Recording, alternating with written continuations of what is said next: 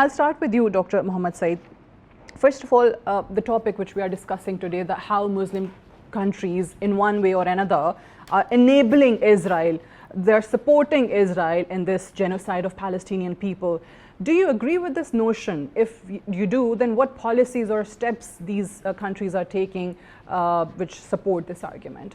Thank you so much for having me. Okay, this is a very interesting question.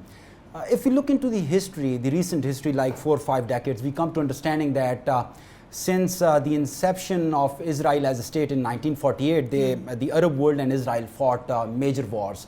48, then 1956, then 1967, then 1973. And in those wars, Israel remained dominant.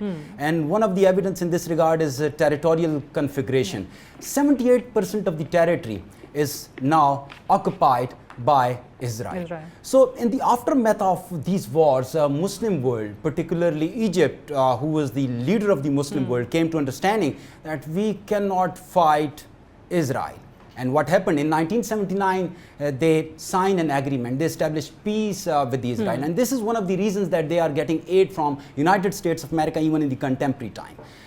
What happened, Jordan followed this Abraham Accord. And then we move on to like the Abraham Accord of the recent times, like UAE, Bahrain, Sudan. These countries recognize Israel. So the point is, the capabilities of Israel is the main variable to determine the behavioral patterns of the Arab states.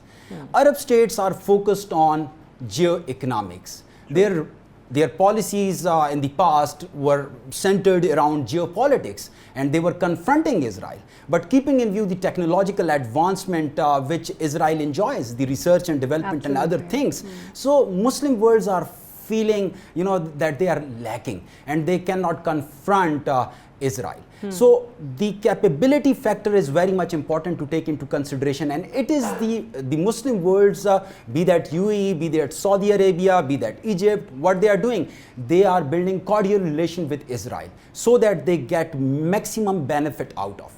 And now if you look into it, their trade, their people-to-people contact, their culture, there is so much integration, and it is assisting the Arab world to maximize their economic capabilities and security capabilities.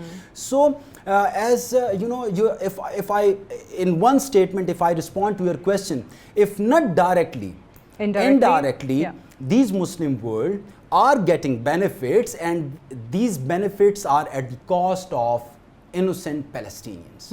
The 40,000 Palestinians which were killed in the aftermath of October 7, more than 20,000, including the victims, were women and children. And the destruction and chaos is the order of the day.